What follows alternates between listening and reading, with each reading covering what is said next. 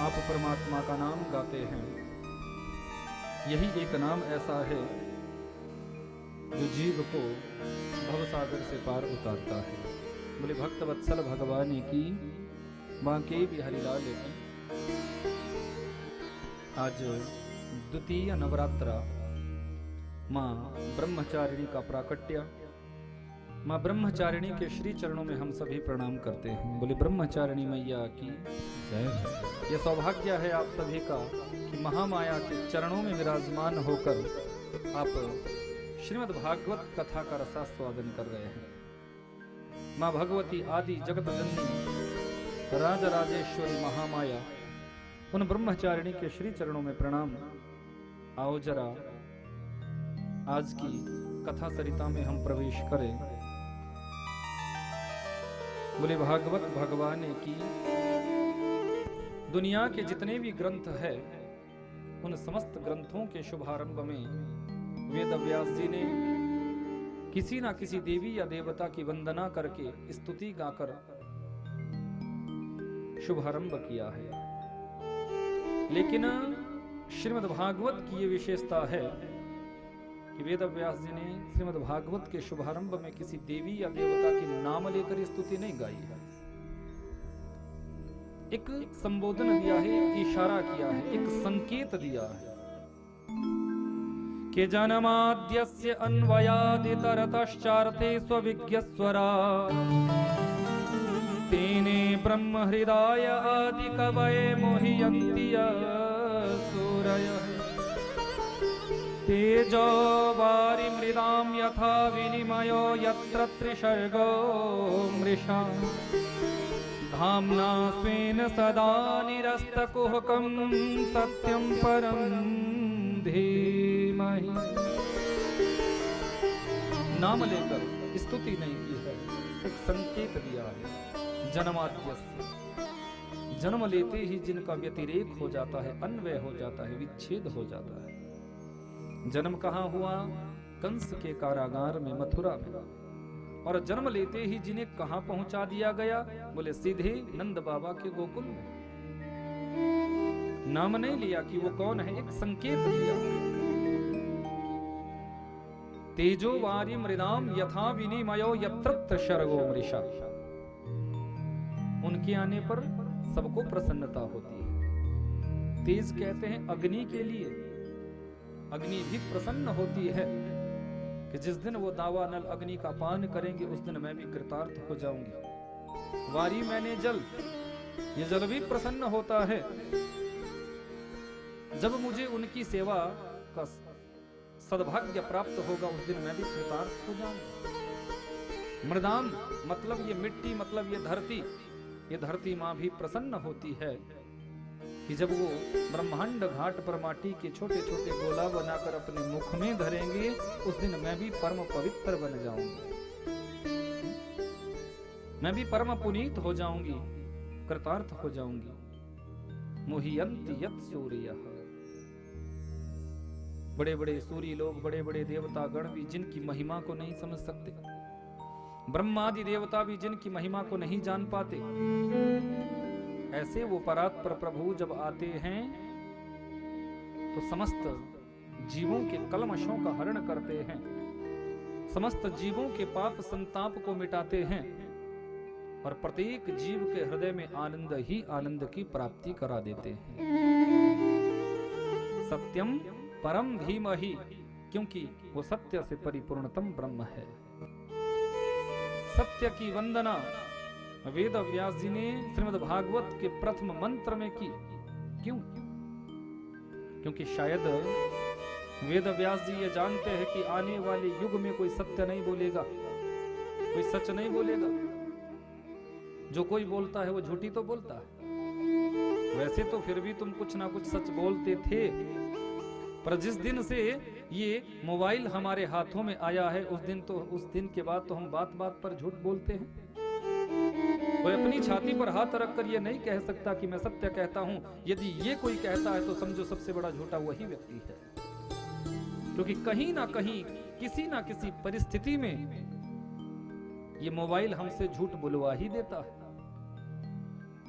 तुमसे पूछा जाता है क्या कर रहे हो, कहां पर हो, कर रहे होते हो कुछ और बता देते हो कुछ और। कोई तुमसे पूछता है कितना समय लगेगा आने में, होते हो 20 किलोमीटर दूर, कह देते हो कि बगल में ही पहुंच गया हूं। ये क्या है? ये मोबाइल तुमसे झूठ बोलवाता है। तो वेद व्यास जी ने हजारों वर्ष पहले, हजारों वर्ष पूर्व ये जानते थे वेद व्यास जी की कोई सत्य नहीं बोलेगा, इसलिए श्रीमद् भागवत के पहले मंत्र में उन्होंने सत्य की वंदना की कि कथा सुनने के अधिकारी हम तब बनते हैं, कथा सुनने का फल तब मिलता है यदि हम अधिक से अधिक सत्य बोलने का संकल्प जीवन में धारण करें। भक्तवत्सल भगवान ने की, देखो जो आज घटित हो रहा है वो वर्षों पहले हमारे महर्षियों ने देख लिया था। क्योंकि हमारी ये जो संस्कृति है, हमारा ये जो धर्म है, कुछ साधारण नहीं है। बहुत से नासमझ लोग हमारी सभ्यता को, हमारी संस्कृति को, हमारे धर्म को व्यर्थ मानते हैं कि ये कुछ नहीं है। पर एक बात याद रखना, हमारा जो धर्म है ये पूर्णतः विज्ञान इसके साथ जुड़ा हुआ है। यदि आप वैज्ञानिक रूप से देखोगे, यदि विज्ञान की दृष्टि से भी देखोगे, तो भी प्रत्येक भाव में आपको सत्य ही छलकेगा। अधिक से अधिक सच बोलने का हम संकल्प धारण करें। और गोस्वामी तुलसीदास जी ने तो रामचरितमानस में इस भाव का दर्शन कराया है कि धर्म न दूसरा सत्य समाना, धर्म न दूसरा सत्य समाना, धर्म न दूसरा सत्य समाना, धर्म न दूसरा सत्य समाना, आगम निगम पुराण बखाना, आगम निगम पुराण बखाना, आगम निगम पुराण बखाना, आगम निगम पुराण बखाना, धर्म न दूसरा सत्य समाना, आगम निगम पुराण बखाना। हमारे वेदों में सत्य की वंदना की, हमारे पुराणों में सत्य की वंदना की, और ये स्पष्ट कर दिया कि सत्य से बढ़कर कोई धर्म नहीं है। याद रखना, अधिक से अधिक सच बोलने का संकल्प भी यदि तुम अपने जीवन में धारण करते हो तो तुम्हारे जीवन का यही सबसे बड़ा धर्म है। मैंने कहा था धार्यति इति धर्मः, जिसको धारण किया जा सके वही धर्म है। अब झूठ को धारण करोगे तो वो धर्म थोड़ी भी है, ईर्ष्या द्वेष को धारण करोगे वो धर्म थोड़ी भी है, बुराइयों को धारण करोगे वो धर्म थोड़ी भी है, बुरी बातों को जीवन में धारण करोगे वो धर्म थोड़ी भी है, निंदा चुगली वैर विरोध नास्तिकता अपवित्रता ये सब बातें जीवन में धारण करोगे तो ये धर्म थोड़ी भी है। धर्म क्या है? जिसको हम धारण कर सके, जो हमें कुछ सिखाता है, जो हमारा मार्ग प्रशस्त करता है, जो हमारे जीवन में भक्ति देता है, वही तो धर्म है। देवी भागवत में एक कथा आती है उतथ्य मुनि की। वो उतथ्य मुनि जिन्होंने अपने जीवन में बस सत्य को ही धारण किया था, सच बोलने का संकल्प लिया, लेकिन भक्ति पथ बड़ा कठिन होता है। ये इतना आसान नहीं, इतना सुगम नहीं। धर्म के पथ पर चलना, भक्ति के पथ पर चलना बंधुओं आसान नहीं है। कहना आसान होता है पर उसको जीवन में अपनाना बड़ा कठिन होता है। जीवन हमारा ऐसा होना चाहिए जिसमें कथनी और करनी एक हो। ऐसा नहीं कि हम कह दें पर जीवन में उसको अप्लाई ना करें, जीवन में उसको अपनाए ना। तो उतथ्य मुनि ने संकल्प लिया है कि मैं सच बोलूंगा, झूठ नहीं बोलूंगा। कोई भी संकल्प तुम धारण करते हो, 12 से 14 वर्षों के बीच में उस संकल्प की सिद्धि हो जाती है। वो संकल्प तुम्हारा पूर्ण हो जाता है, वो संकल्प, वो नियम तुम्हारा सिद्ध हो जाता है। आज उतथ्य मुनि अपने आश्रम पर बैठे हुए, कुटिया पर बैठे हुए, उसी समय एक शुअर जिसके शरीर में बहुत से बाण चुभे हुए हैं और वो रक्त रंजित बाण जिसके शरीर में चुभे हुए हैं, ऐसा एक शुकर उतथ्य मुनि की नजरों के सामने निकला। थोड़ी ही देर में पीछे से एक शिकारी आया है, एक व्याध आया है। ये शिकारी कहने लगा, महाराज मैं जानता हूं आप असत्य नहीं बोलते, आप झूठ नहीं बोलते, आपने अपने जीवन में सत्य बोलने का संकल्प लिया है, इसलिए आप मुझे बताएं कि जिस शुअर को मैंने बाण मारे हैं, मेरे बाणों से विंधित वो शुअर किस दिशा में गया है, मैं उसको मारूंगा, मैं उसका शिकार करूंगा। उतथ्य मुनि विचार करने लगे, यदि आज सच बोलता हूं तो निरपराध जीव की हत्या हो जाएगी, बेचारा मारा जाएगा, ये शिकारी उस शुअर को नहीं छोड़ेगा। और यदि झूठ बोलता हूं तो 12 वर्षों से जो मैंने संकल्प धारण किया था, जो संकल्प लिया था, वो संकल्प आज मेरा खंडित हो जाएगा, टूट जाएगा। अब क्या किया जाए? मां भगवती के साधक थे तो आंख बंद की है, मां मां मां चिल्लाया है, हे मां आप ही मुझे इस धर्म संकट से उबारो। यदि सच बोलता हूं तो निरपराध जीव की हत्या होती है, और असत्य बोलता हूं तो 12 वर्षों से जो संकल्प लिया हुआ है वो संकल्प खंडित होता है। उसी समय मां सरस्वती जी की ऐसी कृपा हुई कि एक अद्भुत श्लोक इनके मुख से प्रस्फुटित हुआ है। एक श्लोक निकला कि या पश्यति सा न ब्रूते, या ब्रूते सा न पश्यति, अहो व्याध स्वकार्यार्थिं किं पृच्छसि पुनः पुनः। कितना अद्भुत कह दिया है। या पश्यति स न ब्रूते, जिन आंखों ने देखा है वो आंखें बात नहीं कर सकती। आंखों ने देखा जरूर है पर आंखें बोल नहीं सकती। जुबान बोल सकती है, ये वाणी बोल सकती है, ये जिह्वा बोल सकती है, पर जिह्वा ने देखा नहीं है, ये तो मुख के अंदर थी। आंखों ने देखा है पर आंखें बोल नहीं सकती, और जुबान बोल सकती है पर उसने देखा नहीं। इसलिए हे शिकारी, हे व्याध, बार बार मुझसे पूछकर अपना भी समय क्यों बर्बाद कर रहे हो, और मेरे जीवन का अमूल्य समय भी क्यों बर्बाद कर रहे हो। भक्त वत्सल भगवान की जय। यह साधना, सत्य बोला है, झूठ बोलने से बच गए हैं। क्योंकि जिस धर्म को तुम अपने जीवन में धारण करते हो वही धर्म तुम्हारी रक्षा करता है। धर्मो रक्षति रक्षिता, जो धर्म का रक्षण करता है धर्म उसकी रक्षा करता है। पर बस हमारे मन में ऐसा भाव बने कि हम अपने धर्म का त्याग ना करें। बहुत से ऐसे विधर्मी आज संसार में उत्पन्न हो गए हैं कि जो तुम्हें बहलाकर फुसलाकर कैसे भी तुम्हें धर्म से च्युत कर रहे हैं, धर्म से विहीन कर रहे हैं। अपने आप को ही कोई भगवान मान बैठा है। अरे ऐसे व्यक्ति की शरणागति में जाओगे तो वो तो नरक में जाएगा ही जाएगा, पर तुम्हें भी नरक में ले जाकर ही छोड़ेगा। इस संसार में इंसान कभी भगवान नहीं हो सकता। यदि कोई मनुष्य ये कहे कि मैं भगवान हूं, मैं भगवान का स्वरूप हूं, तो सबसे झूठा व्यक्ति संसार का वही है, ये समझ लेना। कि भगवान तो भगवान है, ईश्वर तो ईश्वर है। ईश्वर अंश, जीव अविनाशी। जिस प्रकार एक बहुत बड़ा पहाड़ है, बहुत बड़ा पर्वत है, और एक छोटा सा अणु, छोटा सा एक रजकण, तो उस रजकण की और पहाड़ की बराबरी नहीं हो सकती, पर्वत की बराबरी नहीं हो सकती। जिस प्रकार एक बहुत बड़ा सागर है अथाह, जिसका कोई आदि अंत नहीं,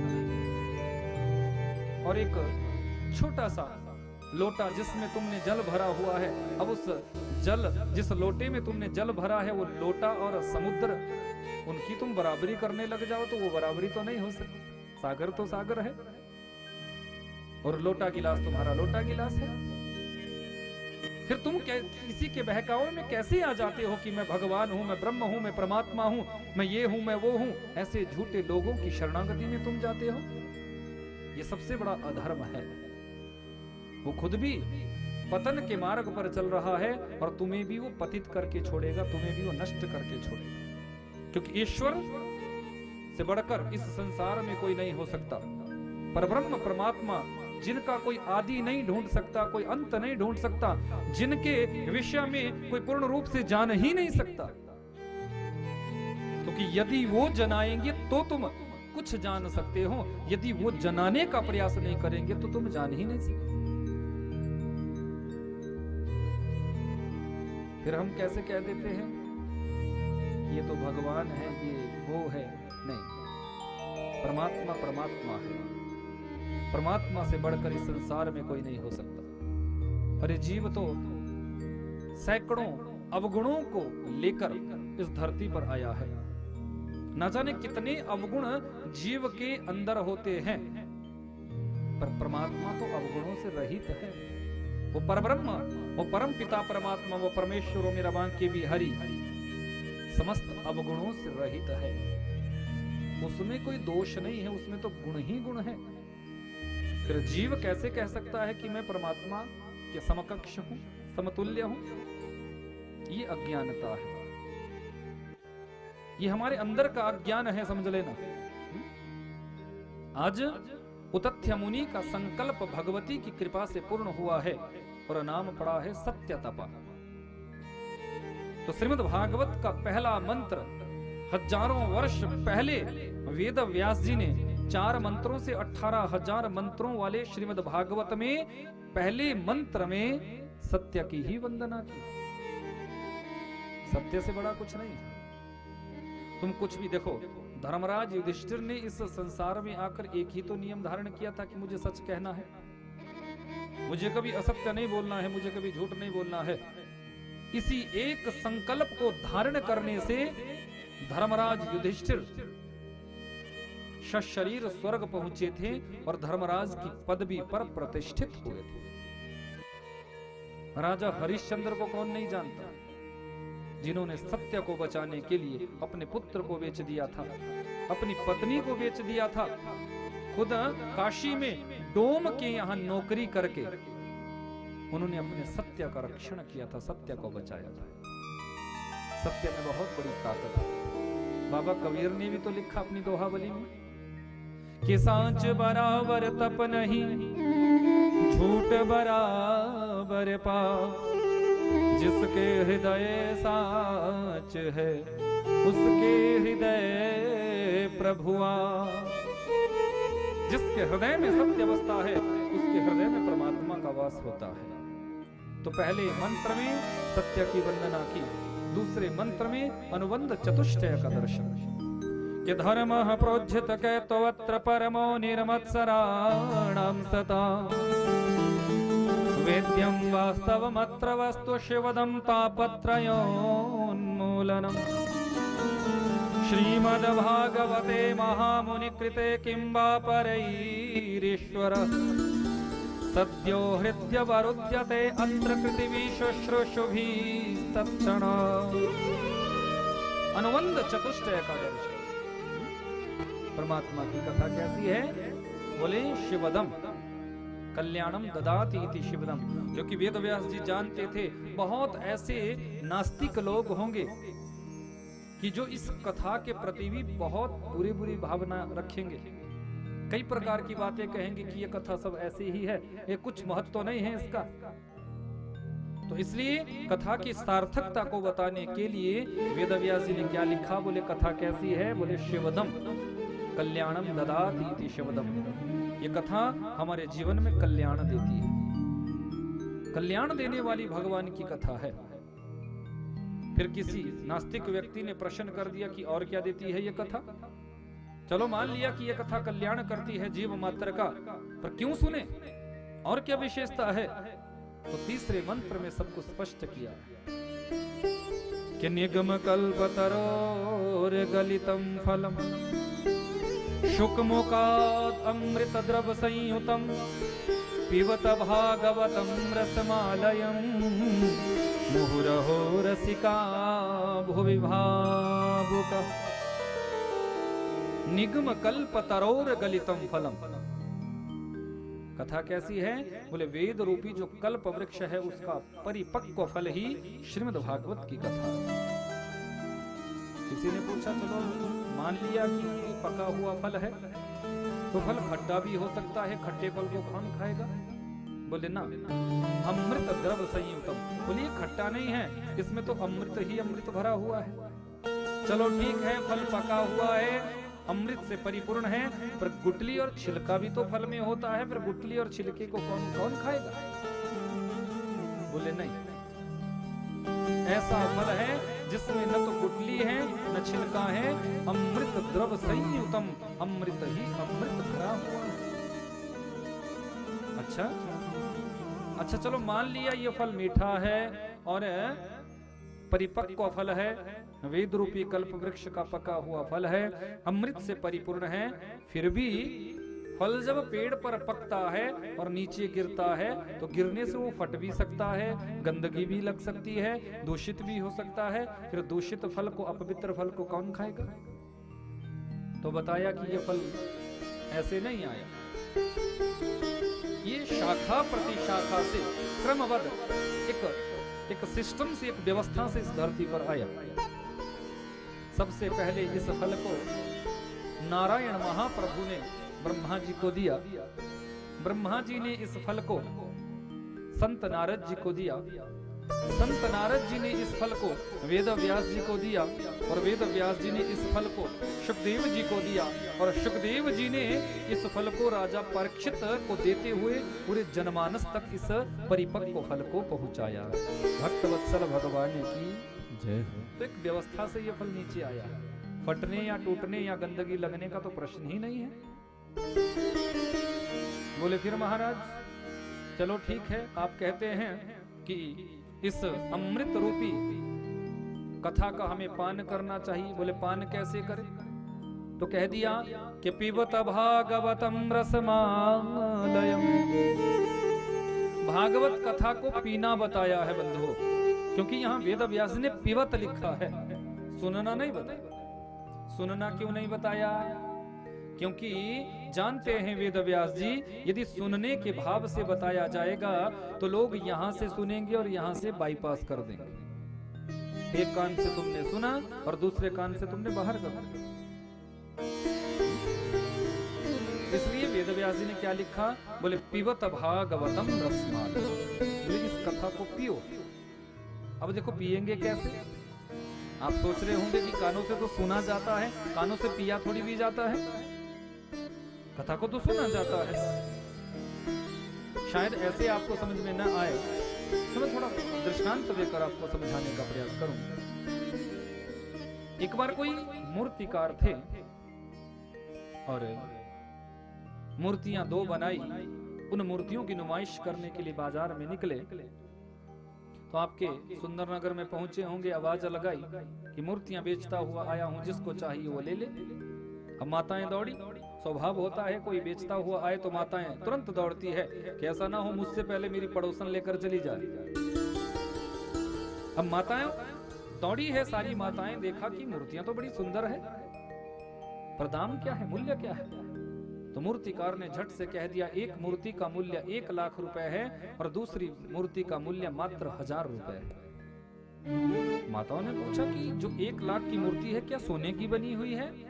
बोले ना, दोनों पीतल की है, एक ही धातु से दोनों बनी है, पर मूर्ति के मूल्यों में इतना अंतर है कि 1000 की है और 1 लाख की है। अब लेना तो चाहती है सभी, पर ले कैसे? क्योंकि ये निर्णय तो नहीं कर पा रही है कि कौन 1000 की कौन लाख की। तो कोई संत जा रहे थे, महात्मा जी ने भीड़ एकत्रित देखी तो सोचा अवश्य ही कोई बात हुई है, मुझे जाना चाहिए। तो महात्मा जी आए, महात्मा जी ने पूछा क्या बात है? तो माताओं ने निवेदन किया कि मूर्तिकार मूर्तियां बेचता हुआ आया है, पर दोनों मूर्तियों के मूल्य में बहुत फर्क है, एक मूर्ति 1000 की है और दूसरी लाख की है, हम निर्णय नहीं कर पा रही है कि कौन सी 1000 की और कौन सी लाख की। महात्मा जी ने उस मूर्तिकार के चेहरे को देखा, समझ गया कि ये कोई साधारण मूर्तिकार नहीं है। अक्सर मैंने इसे सत्संग में देखा है, अक्सर मैंने पाया है, क्योंकि जो सत्संग में जाता है उसके जीवन की हर एक कार्यशैली में कोई ना कोई विशेषता झलकती है। उसके जीवन की कार्यशैली कोई साधारण नहीं है, कोई विशेषता तो जरूर है। महात्मा जी ने पहली मूर्ति उठाई, अपनी झोली में से एक सूत्र निकाला, धागा निकाला और उस धागे को उस मूर्ति के एक कान में डाला और धागा जैसे ही आगे डाला है वो धागा दूसरे कान से बाहर हो गया। महात्मा जी ने झट से उस मूर्ति को रख दिया। इस मूर्ति का मूल्य 1000 रुपए है। फिर महात्मा जी ने दूसरी मूर्ति उठाई और उसी क्रम से उस मूर्ति के कानों में भी धागा डाला है। धागा डाल रहे हैं, धागा अंदर जा रहा है, धागा डाल रहे हैं, धागा अंदर जा रहा है। वो सारा धागा उस मूर्ति के अंदर समाहित हो गया। महात्मा जी ने झट से कह दिया कि ये मूर्ति 1 लाख रुपए की है। बात मूर्तियों की नहीं है, बात समझने की है। भगवान की कथा यदि आप एक कान से सुनते हो और दूसरे कान से बाईपास करते हो तो हमारा मूल्य क्या हो जाता है? 1000 रुपए। और यदि परमात्मा की कथा को हम दोनों कानों से रसपान करते हैं और अपने हृदय में उतारते हैं तो हमारा मूल्य क्या हो जाता है? लाख नहीं, फिर तो हम अनमोल हो जाते हैं। फिर हम अनमोल बन जाते हैं। हमारा कोई मूल्य नहीं कर सकता, हमारा कोई आंकलन नहीं कर सकता। बाबा भ्रमण करने के लिए निकले हुए हैं। माता पार्वती जी के चरणों में प्रणाम किया और माता पार्वती जी से कह दिया, मैया प्रणाम करता हूं। माता ने कहा, क्या बात है नारद जी, कई दिनों के बाद आना हुआ, क्या आजकल कहीं आना जाना बंद कर रखा है? बोले मैया आना जाना बंद तो नहीं कर रखा है, पर कहीं जाने का मन भी नहीं होता। अरे क्यों? क्योंकि सुर नर मुनि जन की यह रीति, स्वार्थ लाग करहीं सब प्रीति। पूरे संसार की ऐसी परिणति थी माता कि जो जिससे प्रेम करता है अपनी स्वार्थ पूर्ति के लिए, किसी से कोई सच्चा प्यार थोड़ी भी करता है। जिसका जिससे प्रेम है अपने स्वार्थ की पूर्ति के लिए, याद रखना। कोई किसी स्वार्थ को पूरा करने के लिए प्रेम करता है, कोई किसी स्वार्थ को पूरा करने के लिए। यदि मैं झूठ कह रहा हूं तो अपने जीवन में जितने भी रिश्ते नाते तुम्हारे हैं, उन रिश्ते नातों को अपनी नजरों के सामने खड़ा कर कर देखना। क्या तुमसे सच्चा प्रेम किया जाता है? क्या पत्नी सच्चा प्रेम करती है? क्या पति सच्चा प्रेम करता है? कि माता पिता सच्चे प्रेम करते हैं? क्या संतान सच्चा प्रेम करती है? रिश्ते नाते जितने भी हमारे सगे संबंधी इष्ट मित्र बंधु बांधव है, क्या ये सच्चा प्रेम हमसे कभी करते हैं? अरे सब दिखावा है, सब नाटक है। मेरी बात का यदि विश्वास ना हो तो उस पल को याद करना, क्योंकि अपनी मृत्यु को तो कोई देख नहीं सकता, पर दूसरों की मृत्यु को तो हम देख ही सकते हैं। हम जब मर जाएंगे तो उसके बाद हमारे साथ कोई क्या करेगा ये हमें पता नहीं है, पर कोई मरता है उसके साथ क्या किया जाता है ये तो हम देख ही लेते हैं। जब कोई मरता है तो होता क्या है? पत्नी चाहे जितना भी प्रेम करने वाली हो, पति चाहे जितना भी प्रेम करने वाला हो, पुत्र चाहे कितना भी प्रेम करने वाला हो, भाई चाहे कितना भी प्रेम करने वाला हो, पर अंतिम समय में होता क्या है? यदि पूरी रात पड़ जाए ना, 6-7 बजे के आसपास कहीं किसी का मरण हो जाए, तो पहली टेंशन तो ये हो जाती है कि पूरी रात बैठना पड़ेगा। पहली टेंशन तो तुम्हें ये होती है। और चलो जैसे कैसे पड़ोसियों को आना जाना हो जाता है, तुमने रात बिता ली, फिर सुबह तुम ये कहते हो कि अब जल्दी निकालो इसको। अब देखो, जब तुम्हें निकाला जाता है तो तुम्हारे शरीर पर कोई आभूषण होगा ना, सोने चांदी का महंगा आभूषण, तुम्हारे परिजन उसको भी निकाल कर रख लेते हैं। कानों में यदि झुमका बड़ा है ना, तो घर वाले ये नहीं देखेंगे, बेटा ये नहीं सोचेगा, बेटी ये नहीं सोचेगी, बहू रानी ये नहीं सोचेगी, परिवार वाले ये नहीं सोचेंगे कि चल जीवन में इतना इसने कमाया है, 24 घंटे तो हमारे घर के लिए ये करती रही। यदि कानों में है तो जाने दे, आगे कोई उतारे तो उतार। तुम क्या सोचते? बोले नहीं, कम से कम इसका जितना भी ये 16 दिन का कार्यक्रम होगा इसमें काम आएंगे। अंगूठी कोई पहनी है ना तो उस अंगूठी को भी खोल देते हैं। तुम्हारे शरीर पर जो आभूषण होते हैं उन आभूषणों को भी तुम्हारे परिवार वाले उतार लेते हैं कि इनको भी जलने नहीं देना है, इनको भी व्यर्थ में नहीं जाने देना है। 4 भाई होंगे तो सबसे पहले प्रॉपर्टी के पेपर कहाँ हैं ये देखेंगे कि जमीन जायदाद के कागज कहाँ हैं, कोठी बंगले की रजिस्ट्री के पेपर कहाँ हैं, सबसे पहले ये देखा जाएगा। वो ये नहीं देखेंगे तुम मरे हो, उनको ये दुख नहीं होगा कि मर गया। अरे मर तो गया पर अब आगे की सोचो, जाने वाला तो गया, पर ये देखो कि इसके द्वारा इकट्ठी की गई प्रॉपर्टी कैसी है और कहाँ है। फिर अब मुझे बताओ कि प्रेम तुम्हारे संपत्ति से ये परिवार करता है या तुमसे करता है?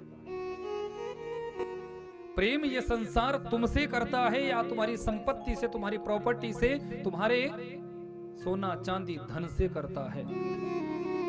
बंधु याद रखना, ये संसार कभी किसी का नहीं हो सकता। संसार का प्रेम कभी सच्चा हो ही नहीं सकता। संसार अपने स्वार्थ की पूर्ति करने के लिए तुमसे प्रेम करता है। चाहे कोई पत्नी है, चाहे कोई पति है।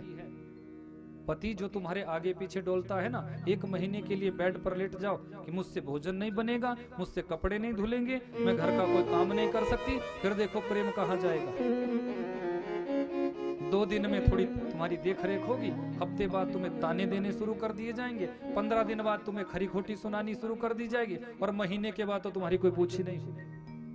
बोले अब तो ये कई महीनों के लिए लेटी है, अब तो जाने दो। तो फिर कहाँ चला गया वो प्रेम? क्योंकि सच्चाई ये है, ये कटु सत्य है इस संसार का, ये प्रेम किसी से कोई करता ही नहीं। क्योंकि गोस्वामी तुलसीदास जी ने बड़े अनुभव के साथ इस चौपाई को लिखा, और गोस्वामी तुलसीदास जी की क्या हिम्मत थी इस चौपाई को लिखने की। इस चौपाई को तो मेरे रघुवर राम ही स्वयमेव रामचरितमानस में लिखते हैं। सुर नर मुनि जन की यह रीति स्वार्थ लाग करही सब प्रिय। सब कह दिया, किसी एक व्यक्ति को नहीं कहा। सबका मतलब तो फिर सब है। जितने भी संसार में तुम्हारे रिश्ते नाते हैं, सबका प्रेम अपने स्वार्थ पूर्ति के लिए है। अपनी स्वार्थ पूर्ति के लिए तुमसे प्रेम किया जाता है। मैया पहले तो ऐसा संसार में होता था, पर अब तो देवी देवताओं में भी स्वार्थ का ही प्रेम रह गया। स्वार्थ का ही प्रेम संसार में रह गया है, इसलिए कहीं जाने का मन नहीं करता। तो माता पार्वती जी कहने लगी, बोले ये तो आपने ठीक कहा, पर देखो होता होगा तुम्हारे यहाँ ऐसा, मेरे यहाँ ऐसा बिल्कुल भी नहीं। क्योंकि मेरे स्वामी, मेरे प्राणनाथ मुझसे इतना प्रेम करते हैं, इतना प्रेम करते हैं कि मेरे पास कोई शब्द नहीं है बयान करने का, व्याख्या करने के लिए मेरे पास कोई शब्द नहीं है। नारद जी ने सोचा मैया का विश्वास तो बड़ा पक्का है, पहले तो विश्वास को तोड़ना पड़ेगा। विश्वास की ईंट को जब हिलाऊंगा तब जाके कुछ बात बनेगी। क्योंकि मंजिल तो, बिल्डिंग तो तब कमजोर पड़ेगी जब नींव की ईंट को हिलाया जाएगा, और विश्वास तो नींव है। विश्वास की परिपक्वता है, अविश्वास को तोड़ना चाहिए। अच्छा, फिर तो मैया आपसे यदि वो बहुत प्रेम करते हैं तो आपके पास कोई ऐसा प्रकट उदाहरण होगा जिसको बताकर आप सिद्ध कर सके कि वो इतना प्रेम करते? बोले हाँ बिल्कुल। बोले कौन सा? शास्त्र कहते हैं गोपनीयम गोपनीयम गोपनीयम प्रयत्नतः। गुरु जिस मंत्र को हमारे कानों में देते हैं उसे गुप्त रखने का विधान है। पत्नी के पास भी उस मंत्र को नहीं बताया जाता, पति के पास भी उस मंत्र को नहीं बताया जाता, सगे संबंधियों के पास भी उस मंत्र को नहीं बताया जाता, वो तो गुप्त रखना होता है। पर मेरे स्वामी मुझसे इतना प्रेम करते हैं, अपनी साधना में, अपनी उपासना में, अपनी तपस्या में जब जब बैठते हैं, जिस भी झांकी का दर्शन करते हैं, आकर मुझसे बताते हैं देवी आज मैंने अपनी साधना में भगवान नारायण जी की झांकी का दर्शन किया, आज मैंने राम जी की झांकी का दर्शन किया, आज मैंने कृष्ण की झांकी का दर्शन किया। नारद जी कहने लगे मैया फिर तो आपको ये भी जरूर बताया होगा कि अपने गले में वो जो मुंडों की माला पहनते वो माला किसकी है? मैया सोचने लगी प्रेम तो खूब करते हैं पर ये तो कभी बताया नहीं। बोले प्रेम का फिर खाक करते हैं, सब नाटकबाजी है, कोई प्रेम नहीं करते। यदि मैया प्रेम करते आपसे तो ये गोपनीय रहस्य भी आपसे शेयर किया होता, आपसे बताया होता, ये भी आपसे बताया होता। अच्छा नारद जी, मैं पता करूंगी, उनसे पूछूंगी, आप बैठो तो सही। बोले ना मैया ना, मेरा काम तो हो गया, कहीं आगे चलता हूं। नारद जी यहां से निकले। माता पार्वती जी ने कोप भवन का आश्रय लिया। पहले जब घर मकान बनाए जाते थे तो घर के बाहर एक कमरा ऐसा होता था जिसके द्वार पर लिखा होता था कोप भवन। घर की गृहिणी किसी बात को लेकर नाराज हो जाए, रूठ जाए, तो चुपचाप वहां जाकर बैठ जाओ। पतिदेव जान जाते थे कि मुझसे कोई गलती हुई है, मुझसे कोई अपराध हुआ है। फिर पतिदेव आते थे, मनोहार करते थे, फिर मना कर ले जाते थे। माता पार्वती जी भी आज कोप भवन में बैठी है। शंकर जी आए, गणों से पता चला कि देवी कोप भवन में है, तो गए हैं। देवी मुझसे कोई अपराध हो गया है क्या? मुझसे कोई गलती हो गई है क्या? कौन सी गलती मुझसे ऐसी हो गई कि आपको कोप भवन का आश्रय लेना पड़ा? माता पार्वती जी बोली नहीं, क्योंकि माताओं का स्वभाव होता है अपनी बात को मनवाने के लिए 2-4 दिन के लिए बोलना बंद कर दो। देखो स्वामी जी आगे पीछे कैसे डोलते हैं। माता बोली नहीं। भोलेनाथ फिर पूछने लगे, बोले देवी आपसे कह रहा हूं, क्या मुझसे कोई अपराध हो गया है? देवी पार्वती जी कहने लगी, महादेव क्या सच में आप मुझसे प्रेम करते हैं? बोले देवी तुमसे नहीं करता तो फिर किससे करता हूं? आप ही से प्रेम करता हूं। अच्छा ठीक है, यदि आप मुझसे प्रेम करते हैं तो एक बात मुझे बताओ, आप अपने गले में इतने प्रेम से इस मुंडों की माला को जो पहनते हैं, ये मुंडों की माला किसकी है? भगवान शंकर जी के नेत्र सजल हो गए। देवी मैं तुमसे यदि सच्चा प्रेम करता हूं, इसका प्रकट उदाहरण मेरे पास कोई है, इसका प्रत्यक्ष उदाहरण यदि मेरे पास कोई है तो ये मुंडों की माला है। वैसे तो आप पराम्बा है, जगदम्बा है, लीला की सिद्धि करने के लिए बार बार इस धरती पर आपका अवतरण होता है। जब आप अपनी लीलाओं को समेट कर इस धराधाम को छोड़कर जाने लगती है तो मैं आपके उस जीवन के, उस शरीर के, उस मुंड को निकाल कर अपनी इस माला में पिरो लेता हूं, ताकि मुझे प्रत्येक जीवन की, तुम्हारे जीवन की स्मृति बनी रहे, याद बनी रहे। देवी पार्वती जी कहने लगी, आप तो महाकपटी निकले। देवी क्या कहती हो? बोले हाँ, ऐसी कौन सी औषधि आपने पी रखी है, ऐसी किस दवाई का सेवन आपने कर रखा है जो आपका कभी मरण नहीं होता, आपको कभी मरना नहीं पड़ता, मुझे बार बार जन्म लेना पड़ता है? महादेव जी कहने लगे, देवी मैंने कृष्ण कथा का पान कर रखा है, मैंने अमर कथा का पान कर रखा है। जिस अमर कथा के पान से मेरा कभी मरण नहीं होता, तुझे बार बार मरना पड़ता है, बार बार जन्म लेना पड़ता है। देवी पार्वती जी चरणों में गिर गई, महादेव मैं भी उस अमर कथा को पीना चाहती हूँ, मैं भी उस कृष्ण कथा का पान करना चाहती हूँ। महादेव जी ने कहा, अवश्य देवी। भगवती पराम्बा जगदम्बा के मनोभाव को देखा और अपने साथ यहाँ से पर्वताल प्रदेश अमरनाथ की पवित्र गुफा में प्रवेश कराया है। अमरनाथ की उस पवित्र गुफा में लेकर गए हैं। समस्त जीव समुदाय को एक कुछ समय के लिए इस स्थान को खाली करने का आदेश महादेव जी का हुआ। सारे जीव समुदाय इस क्षेत्र को खाली करते हैं। व्यास मंच लगाया गया। व्यास मंच पर महादेव जी विराजमान हुए। सामने देवी पार्वती जी आसन पर बैठी है और भगवान शंकर जी देवी पार्वती जी को नियम समझाते हैं। देवी मैं जब कथा गाऊंगा तो आंख बंद करके अपने इष्ट का स्मरण करते हुए, अपने इष्ट का ध्यान करते हुए, चिंतन करते हुए मैं कथा गाता हूँ। इसलिए बीच बीच में आप ओम ओम कहते रहना, जिससे मुझे पता चलता रहे कि मेरे द्वारा सुनाई गई कथा को आप आत्मसात कर रही हैं। और देवी एक आसन पर बैठकर कथा को सुनना, सन्मुख बैठकर कथा को सुनना, क्योंकि ये ब्रह्म विद्या है। भगवान शंकर जी ने कथा का शुभारंभ किया। कथा प्रारंभ हुई है। माता पार्वती जी श्रोता बनकर कथा सुन रही है। व्यासपीठ के ठीक पीछे एक घोंसला जिसमें एक विगलित अंडा पड़ा हुआ है। जिस अंडे के माता पिता शिवादेश से उड़कर अन्यत्र जा चुके हैं, पर ये अंडा तो उड़कर नहीं जा सकता था, अंडा वहीं पड़ा हुआ। पहले दिन की कथा जैसे ही प्रारंभ हुई है, ये अंडा फूटा है और अंडे के अंदर से जीव का प्रादुर्भाव। जन्म लेते ही कानों में भगवान की कथा गई है, तो ये जीव तो बड़ा आनंदित हुआ है, क्रीड़ा करने लगा है, कलरव करने लगा है, आनंद के सागर में गोते लगाने लगा है।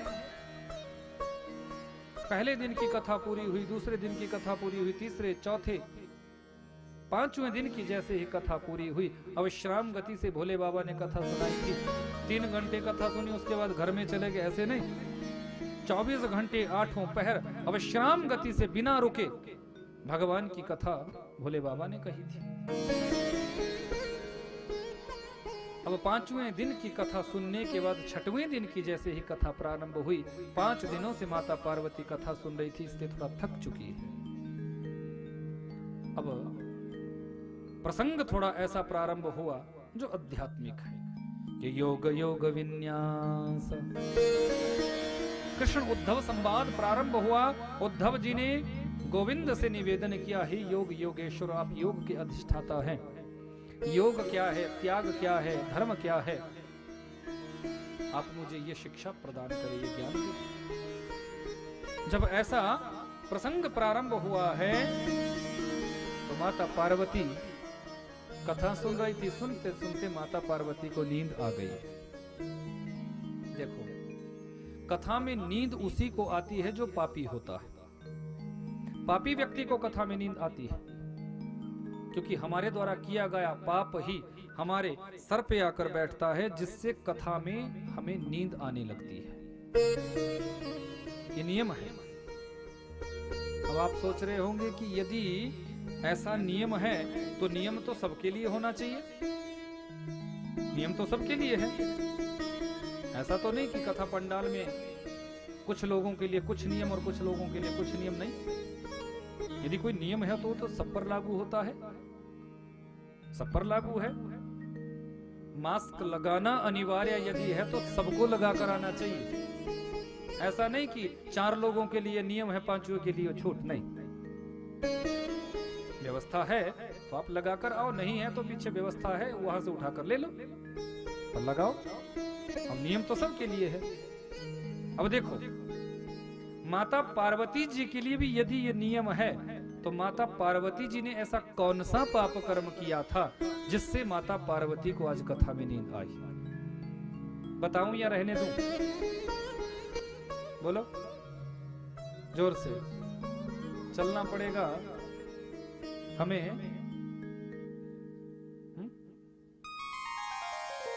त्रेता युग में इसके लिए जाना होगा। आओ जरा चलते हैं त्रेता युग में।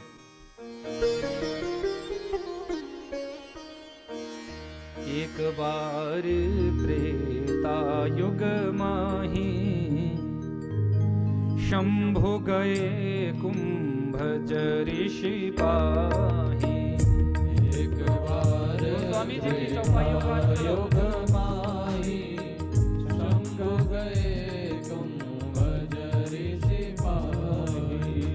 एक बार त्रेता युग माही शंभु गए कुंभज ऋषि पाही। एक बार त्रेता युग माही शंभु गए कुंभज ऋषि पाही।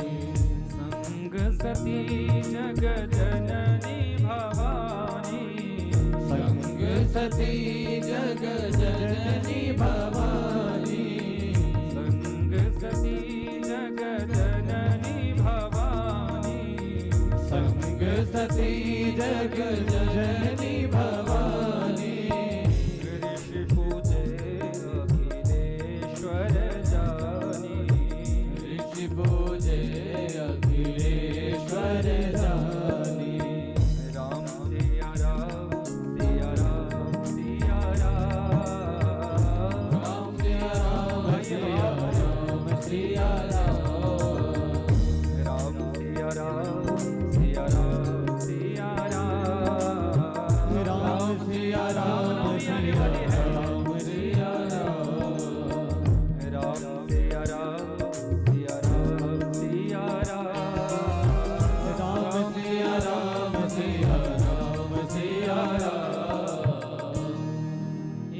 बार त्रेता युग माही, शंभु गए कुंभज ऋषि पाही।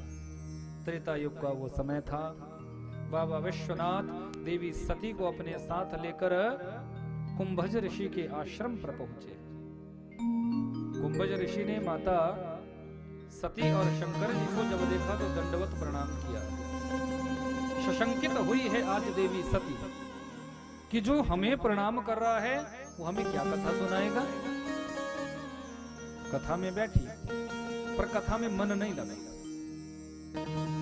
कथा में बैठी जरूर है पर कथा में मन नहीं है। और भगवान कहते हैं कथा मन से सुननी चाहिए। खाली कथा में बैठ गए और एक कान से सुन रहे हो दूसरे कान से बाईपास कर रहे हो तो फिर कथा सुनने का क्या महत्व है। कथा को हृदय लगाकर सुनो, हृदय में उतार कर कथा को सुनो। माता पार्वती सती जी का मन कथा में नहीं लगा। और देखो वक्ता को ये इस बात का तो ज्ञान हो ही जाता है कि कौन श्रोता है और कौन टाइम पास करने के लिए आया है। ये बात पक्की है। ऐसी भगवान की प्रेरणा, ऐसी भगवान की कृपा हो ही जाती है वक्ता के ऊपर कि श्रोताओं के ऊपर जब वो दृष्टिपात करता है तो इतना तो ज्ञान हो ही जाता है कि कौन कथा सुन रहा है और कौन मनोरंजन की दृष्टि से। और यहां तो श्रोता ही दो है। तो भगवान शंकर जी ने कथा को तो सुना, सुनी महेश परम सुख मानी। और कथा को सुनने से परम सुख की अनुभूति होती है। कथा को जब तुम दत्तचित्त होकर सुनते हो तो परम सुख की अनुभूति हमारे हृदय में होती है। एक दिव्य सुख, दिव्य आनंद भगवान की कथा से हमारे हृदय में प्रकट होता है। जो आनंद सिंधु सुख रस, आनंद के सिंधु में गोते लगवाती है भगवान की कथा। और यदि भगवान की कथा को दत्तचित्त होकर नहीं सुनोगे तो फिर अनधिकारी बन जाओगे, श्रोता नहीं रहोगे। अगली चौपाई में मानसकार ने देवी सती का नाम हटा दिया। बोले जब श्रोता है ही नहीं तो नाम क्यों ले। तो क्या लिखा, सुनी महेश परम सुख मानी। बोले महादेव जी ने ही कथा को सुना इसलिए परम सुख की अनुभूति हुई। कथा पंडाल में बैठने के बाद कथा न सुनना, कथा से मन न लगाना, यही पाप माता सती के सिर पर बैठा है। और देखो हमारे द्वारा किया गया पाप पुण्य इतनी जल्दी नष्ट नहीं होता। हुआ क्या, कथा का अपराध लगा, कथा का दोष लगा, कथा न सुनने का पाप लगा। अगले जन्म में आज माता पार्वती भी कथा सुन रही है पर वही पिछले जन्म का पाप सिर पर बैठा है और माता पार्वती को कथा सुनते सुनते कथा में नींद आ गई है। भक्तवत्सल भगवान की जय। इसलिए कथा दत्तचित्त होकर सुनो, सच्चे श्रोता बनकर सुनो। टाइम पास करने के लिए कथा नहीं सुननी चाहिए, या फिर सोने के लिए कथा नहीं सुननी चाहिए कि घर में तो चलो बहू इतनी खतरनाक है, परिवार के बच्चे इतने खतरनाक कि वो तो कथा सुनने ही नहीं देते। घर में तो तुम इतने व्यस्त। देखो एक मुझे थोड़ा सा प्रसंग याद आ रहा है। एक कोई थे सेठ जी बेचारे, अब घर में जब रहते थे तो वहां सोना नहीं मिलता था क्योंकि सोने कोई देता ही नहीं था। परिवार में बच्चे इतने थे कि वो बच्चे अपनी चीखते रहते थे, चिल्लाते रहते थे, परेशान करते रहते थे। जब जब उन्होंने विश्राम करना तो वो सो नहीं पाते थे। और बहू इतनी खतरनाक कि जब भी ससुर जी सोने का उनका समय होता तो अपने बच्चे को यानी उनके पोते को छोड़ देती। बोले आपका पोता है। अब सोचो, विचार करो, 80 वर्ष या 70 वर्ष के बुजुर्ग के पास यदि कोई बच्चा होगा तो वो बच्चा सोने देगा? कभी लात मारेगा, कभी पैर मारेगा, मन किया तो कुछ और भी कर देगा, तो सोएगा? माँ को तो चलो अभ्यास होता है, माँ का तो चलो भाव होता है, क्यों तो सहन करती है, पर बड़ा बुजुर्ग ऐसे सहन कैसे कर ले? तो बेचारे सो नहीं पाते थे। अब चली कहीं कथा तो बुजुर्ग जी ने सोचा कि चलो कथा पंडाल में जाऊं। अब कथा प्रारंभ होती है 1 बजे से और ये सेठ जी आ जाते हैं पूरे 12 बजे से, 1 घंटा पूरे बैठ। बोले जब तक व्यास जी कथा प्रारंभ करेंगे तब तक एक झपकी मस्ती में लगा लो। कहीं खंबे का सहारा लिया और वहीं बैठकर आनंद से सोते हैं, खर्राटे मारते हैं। वो कथा के बीच में भी ये खर्राटे मारे, कथा के बीच में भी खर्राटे मारे। अब व्यास जी ने सोचा बोले तो गड़बड़ हो गई, मैं तो कथा इतने लगन से सुना रहा हूं, इतने प्रेम से सुना रहा हूं, अब सेठ जी को देखो कि ये कथा में सोते हैं। तो व्यास जी ने सोचा कि चलो कुछ ले देकर काम निपटाए। तो जब पोता आया तो पोते से कहने लगे, बोले बेटा तुम्हारे दादाजी कथा में खूब सोते हैं। बोले हाँ जी। बोले क्यों सोते हैं? बोले सोने के लिए तो यहाँ आते हैं, घर में इनकी नींद पूरी नहीं होती तो फिर कथा में आकर इनकी नींद पूरी हो जाती, इसलिए सोने के लिए आते हैं। बोले अच्छा। बोले देख तू एक मेरा काम करे तो मैं तुझे 10 रुपए दूं। बोले कौन सा काम? बोले कल तूने अपने दादा को सोने नहीं देना, जब जब ये सोए तब तक तुम ऐसा कुछ करना कि ये सोए ना। अब बच्चे को 10 रुपए मिले, उस जमाने में 10 रुपए बड़े होते थे, अब 10 रुपए मिले, उसने बोला बिल्कुल महाराज सोने नहीं दूंगा। अब जैसे ही सेठ जी सोने लगे तो वो बच्चा थोड़ा सा कभी हाथ मारता है, कभी पैर मारता है, कभी कंधे पे चढ़ता है, सोने ना दे। सेठ जी ने सोचा बोले इसको क्या हो गया आज, रोज तो खेल कूद करता रहता था, आज मुझे डिस्टर्ब कर रहा है, मुझे सोने नहीं दे रहा है। तो घर में गए तो पूछा, बोले क्या बात है तूने मुझे आज सोने नहीं दिया? बोले ये तो गुप्त बात है, बता नहीं सकता। बोले बेटा बता, यदि तू बताएगा तो मैं तुझे कुछ ना कुछ दूंगा। बोले देखो लेन देन का हिसाब किताब हुआ है, व्यास जी ने मुझे 10 रुपए दिए थे कि अपने दादा को सोने मत देना। सेठ जी ने बोला यदि ऐसी बात है तो मैं तुझे 20 रुपए दूंगा, पर मुझे सोने देना, मुझे सोने देना। अब पैसे जब डबल हो गए तो अगले दिन वो बच्चा अपने खेल कूद में लग गया और सेठ जी फिर खर्राटे मारे। अब व्यास जी ने बच्चे से पूछा, बोले बेटा देख मैंने तुझे 10 रुपए दिए थे इसलिए कि अपने दादा को सोने मत देना, पर तुमने कल तो नियम का पालन किया, पर आज तो तूने खूब सोने दिया। बोले महाराज क्या करूं, जब कोई डबल पेमेंट कर देता है, जब कोई डबल पैसे दे देता है तो आपका नियम छोटा पड़ गया। आपने 10 दिए थे, इन्होंने मुझे 20 दे दिए, अब 20 वाले का काम करूंगा या 10 वाले का काम करूंगा। भक्तवत्सल भगवान की जय। तो कथा में हम नींद पूरी करें, कथा में हम सोए, तो ये नियम नहीं है। कथा में सोना अपराध है। माता पार्वती को यही पाप पिछले जन्म का लगा है। सती जीवन में जो कथा में माता सती ने अपराध किया था, वही अपराध आज सिर पर बैठा है और माता पार्वती को नींद आई। 7वें दिन की कथा पूरी हुई, पीछे जो शुक पक्षी था उसने माता पार्वती के स्वर में ही ओम ओम का उच्चारण करना प्रारंभ कर दिया। जानता है यदि ओम बोलना बंद करूंगा तो महादेव कथा बंद कर देंगे और कथा बंद हो जाएगी तो मैं कथा पूरी नहीं करूंगा। इसलिए उसी स्वर में, उसी भाव में ओम ओम का उच्चारण करता है। जैसे ही 7वें दिन की कथा पूरी हुई, भूत भावन भोलेनाथ ने जय घोष किया है, बोले बाल कृष्ण लाल की। माता पार्वती जी की नींद टूटी। स्वामी आपने जो कृष्ण उद्धव संवाद प्रारंभ किया था उसमें आपने क्या सुनाया? मैंने तो सुना ही नहीं। बोले देवी तुमने नहीं सुना तो फिर किसने सुना? मैं तो कथा पूरी गा चुका हूं, पर मैंने तो सुना नहीं, मुझे तो नींद आ गई थी। महादेव जी समझ गए, इसका मतलब सीधा सा है कि 2 के अलावा यहाँ कोई तीसरा भी है। महादेव जी उठे हैं, जैसे ही पीछे मुड़े हैं क्या देखते हैं? वो नन्हा सा शुक पक्षी कथा को पान करके अमरता को प्राप्त हो चुका है, अजर अमर हो चुका है।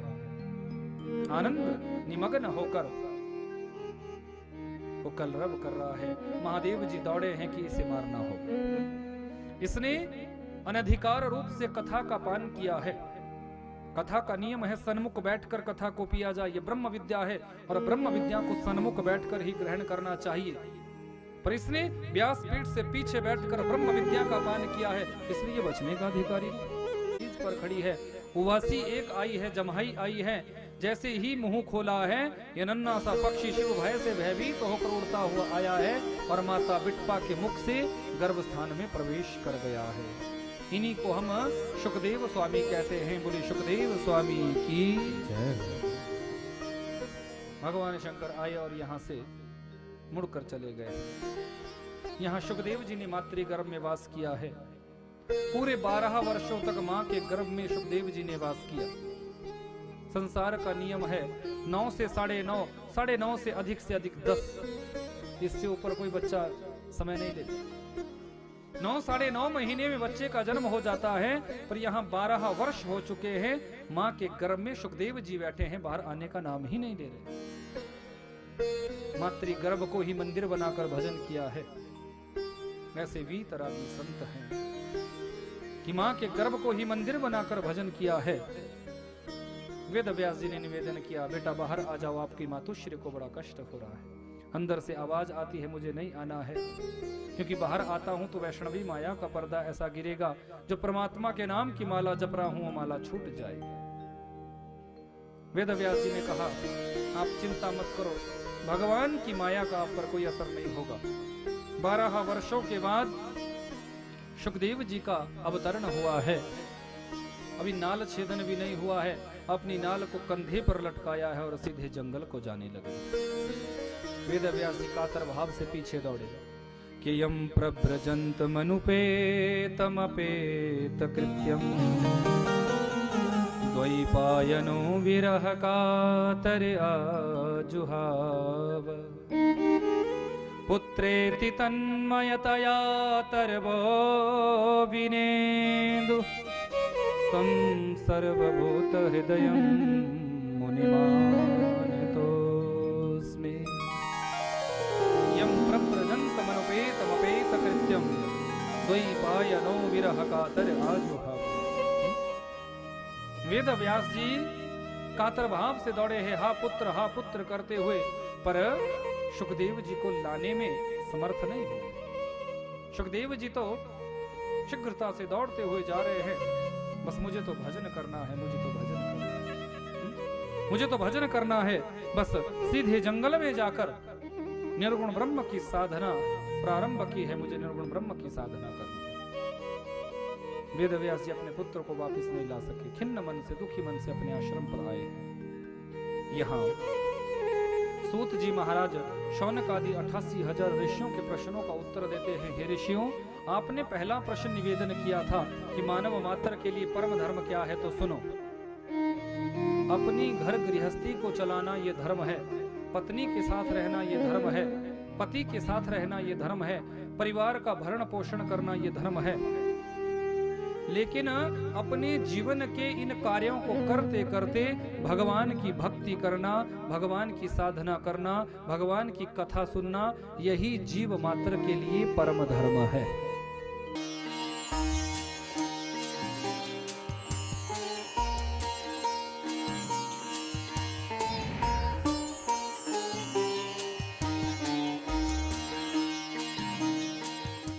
Swami Vivekanand Subharti University, one of the